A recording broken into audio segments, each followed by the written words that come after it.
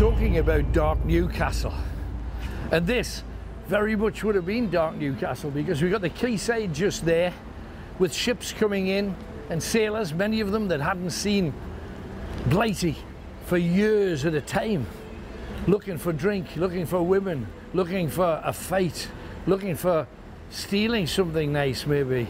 And yet the story that I've got for you is a wonderful story from 1772, and it involves this building here.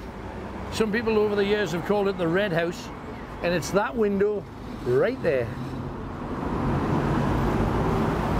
That's the bedroom of a young lady called Bessy Surtees. Now, her father was a rich merchant who wanted her to marry someone of substance, someone who could put more money into his family so they could continue to rise the social strata. However, Bessy was just a canny northeastern lass. She wanted to get out into the markets. The quayside market on Sunday existed way back then, and she would walk up into the city, up Dean Street, which is just around the corner, and she would come into contact with what we would describe as ordinary people. And she met one. John Scott was his name. Her father hated him because he had nothing. He was literally on the cheeks of his derriere. But he said, one day I will be something. She loved him enough to believe him. And then late one night, at that very window, she opened it up. John Scott rode along, parking his biggest stallion here. He climbed off his stirrups onto the back of his horse and guided Bessy down from the window. The two of them on the back of the horse turned around and got ready to move. However, a member of staff who lived just along here was coming into work, and she saw it, and she notified Bessy's father, who had to stop this at all counts.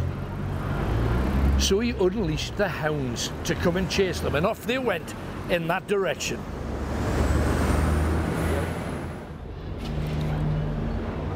So, how could they escape? Where could they go? Well, the obvious choice was to run straight up that road. There's cobbles on the ground. The horse would easily find traction, and it could ride as fast as it possibly could. But you've got to remember, Bessy Surtees' father had set the hounds upon them, and the hounds were trying to catch the horse. Now, what they did back then to stop a horse, the hounds, they would go underneath the horse and literally bite out the undercarriage of the animal, stopping it and them dead.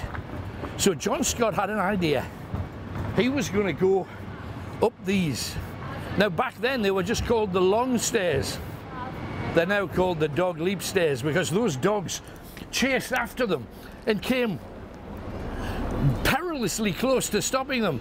But if you can imagine horses trying to get onto a step, not a cobble, not grass, but skidding, almost sparking with their hooves up here, kicking at the animals and knocking them back and scaring them, and eventually two of them were very badly injured, and the rest just sort of decided to slink away rather than face that kind of horrific fury that was up there.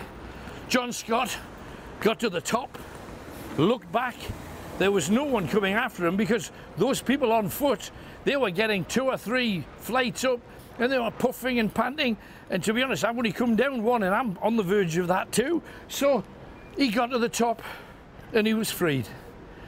He went away. We're told, and stories differ, but they say that he got a small holding near to where Ponteland is now, where he and Bessy Surtees continued their great love affair.